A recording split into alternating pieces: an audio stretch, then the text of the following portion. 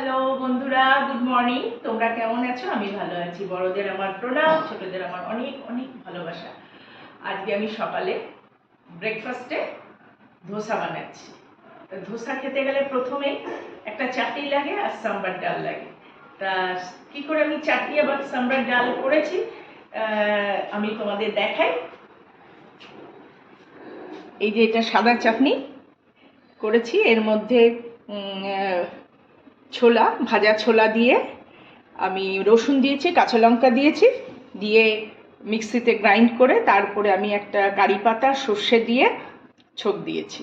এটা হলো সাদা চাটনিটা। আর এটা হলো সাম্বার ডাল, এটা আমি মুসুর ডাল দিয়ে করেছি। কারি পাতা, সর্ষে আর আমাদের যে সাম্বার মশলা সব দিয়ে আমি ছোপ দিয়ে আমি এটা করেছি। আর একটু নুন দিয়েছি, হলুদ দিয়েছি, আর এটার মধ্যে নুন দিয়েছি, হলুদ, বাকি শুধু নুন দিয়েছি আর একটু চিনি দিয়েছি।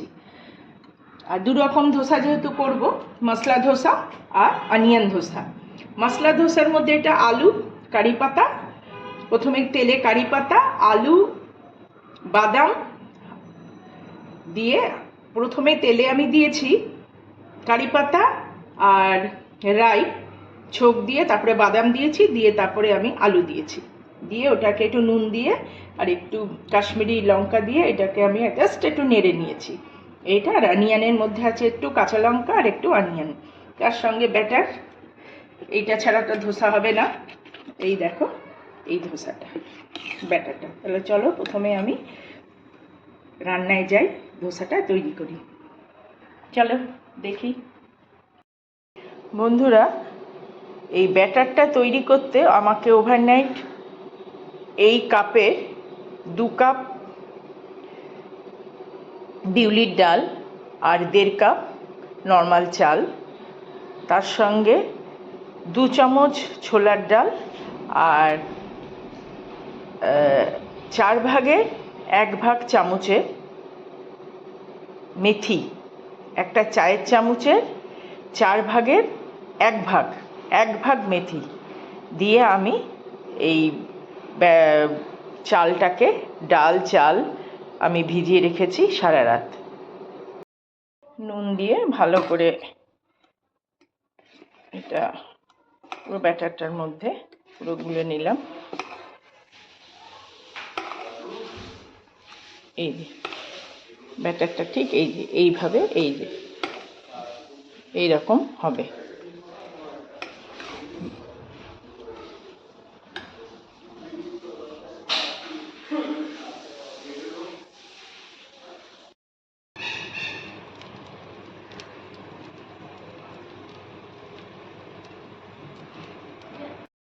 আগেরটা হলো পেঁয়াজের ধোসা আর এইটা হচ্ছে মশলা ধোসা। এটা হলো মশলা ধোসা, ঠিক আছে? এই দেখো হয়ে গেল।